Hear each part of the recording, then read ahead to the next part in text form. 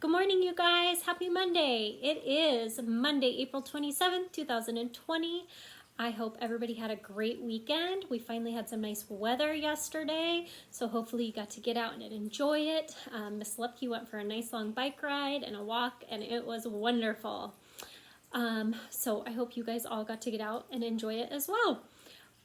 This week we're going to be learning about the life cycle of a seed. So each day our books will have to do with that, and you'll have little activities throughout the week that you'll get to do.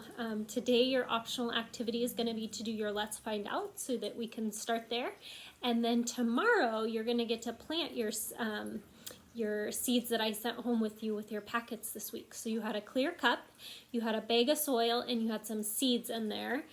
So you're going to be doing that tomorrow. Just a reminder, if you end up planting it today, you won't want to use all the seeds that I gave you because that would be too many for one cup.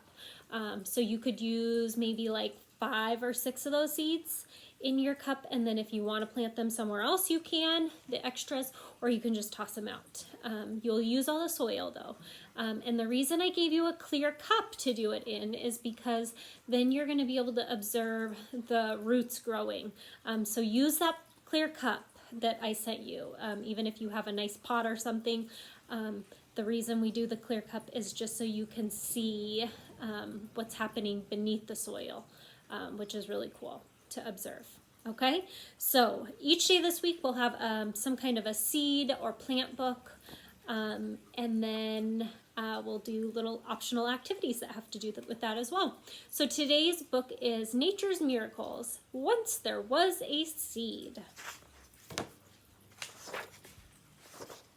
Okay, Grandpa loves growing things. He says he has a green thumb. He says I have a green thumb too.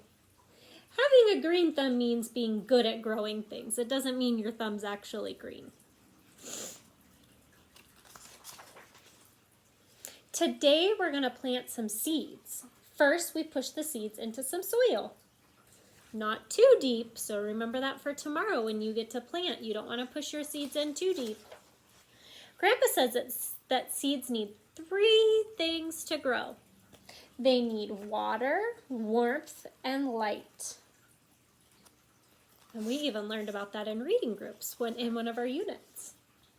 When a seed has water and warmth, a little root starts to grow out of it. The root grows downward.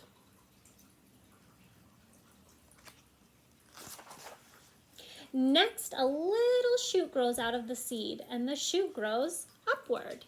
And the cool thing about the seeds that I gave you guys are they're all different, and so each shoot will look a little different. The leaves will be different, so that's why I like to do the wildflower mix, because each little shoot is different if you pick different seeds.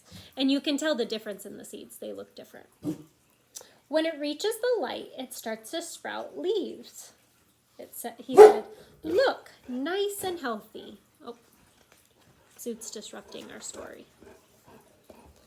Grandpa says plants are just like us. They need food to grow. We get our food at meal times, and plants make their own food from water, light, and air.